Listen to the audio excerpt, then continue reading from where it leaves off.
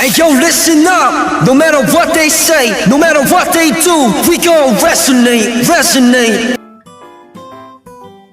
Assalamualaikum warahmatullahi wabarakatuh. Kami dari kelompok 8 yang akan mempresentasikan dari resiko pasar.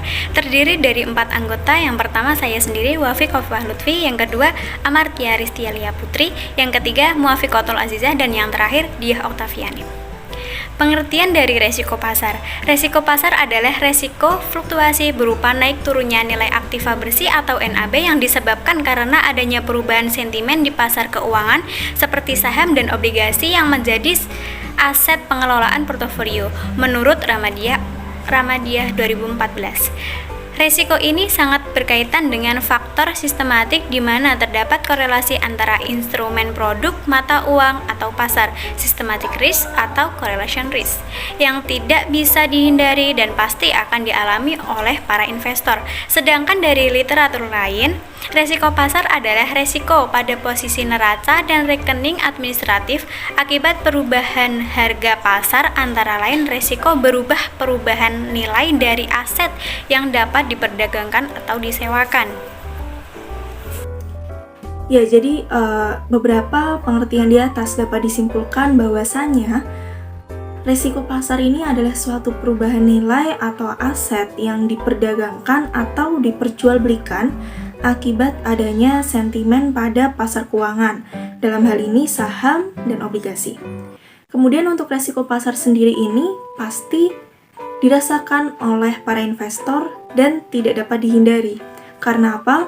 Karena dari adanya resiko pasar itu pasti adanya faktor. Dan dari beberapa faktor, ada salah satu yakni pertumbuhan ekonomi Indonesia yang fluktuatif mengikuti sentimen dari pasar global. Untuk selanjutnya adalah mengenai jenis-jenis dari resiko pasar sendiri.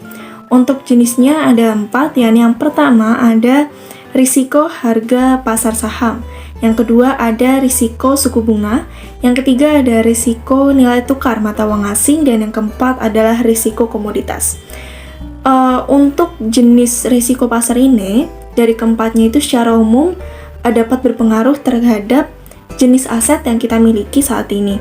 Dan untuk dampaknya sendiri akan berbeda-beda tergantung dengan bidang bisnis dan investasi yang saat ini sedang kita jalankan. Selanjutnya yaitu penyebab timbulnya resiko pasar. Penyebab timbulnya resiko pasar terbagi menjadi 3, yaitu yang pertama, ada banyak faktor yang dapat menyebabkan timbulnya resiko pasar. Penyebab resiko yang paling umum adalah adanya sentimen-sentimen baik sentimen negatif maupun sentimen positif. Pemicu dari sentimen ini bermacam-macam, seperti adanya akuisisi perusahaan, kasus yang viral di media sosial, isu-isu ekonomi, dan lain sebagainya.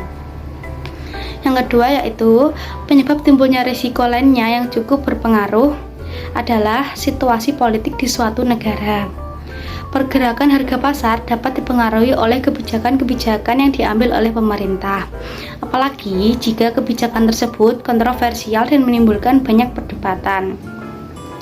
Yang ketiga yaitu terjadinya resesi ekonomi, juga sangat berpengaruh terhadap adanya risiko pasar yang besar. Selain itu, kerusuhan dan adanya bencana alam besar juga dapat menjadi penyebab munculnya risiko. Selanjutnya yaitu cara mengatasi resiko pasar. Dalam hal mengatasi resiko pasar, perusahaan harus membentuk proses manajemen resiko pasar dan sistem informasi yang sehat serta komprehensif yang berisikan antara lain sebagai berikut.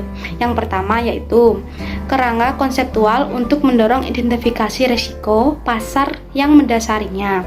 Yang kedua yaitu pedoman untuk pengelola aktivitas pengambilan risiko pada portofolio yang berbeda, pada investasi terbatas dan limit risiko pasarnya. Yang ketiga yaitu kerangka penentuan harga tepat, penilaian dan pengakuan pendapatan. Yang keempat, yang terakhir yaitu sistem informasi manajemen SIM yang kuat untuk pengendalian, pemantauan dan pelaporan ekspor risiko pasar dan kinerja manajemen. Sistem pengendalian internal dari suatu perusahaan pun wajib memastikan beberapa hal sebagai berikut.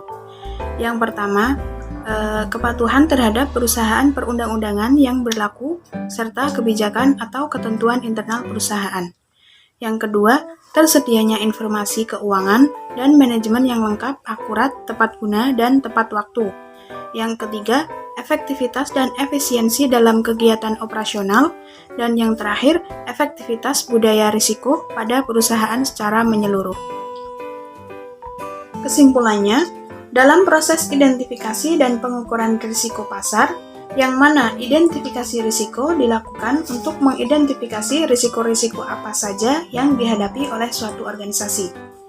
Selain itu, dalam mengukur risiko dan mengevaluasi risiko, terdapat tujuan evaluasi risiko adalah untuk memahami karakteristik risiko dengan lebih baik. Jika kita memperoleh pemahaman yang lebih baik, maka risiko akan lebih mudah dikendalikan. Evaluasi yang lebih sistematis dilakukan untuk mengukur risiko tersebut. Cukup sekian presentasi dari kelompok kami. Jika ada kesalahan yang disengaja ataupun tidak sengaja, kami mohon maaf dan kami mengucapkan terima kasih.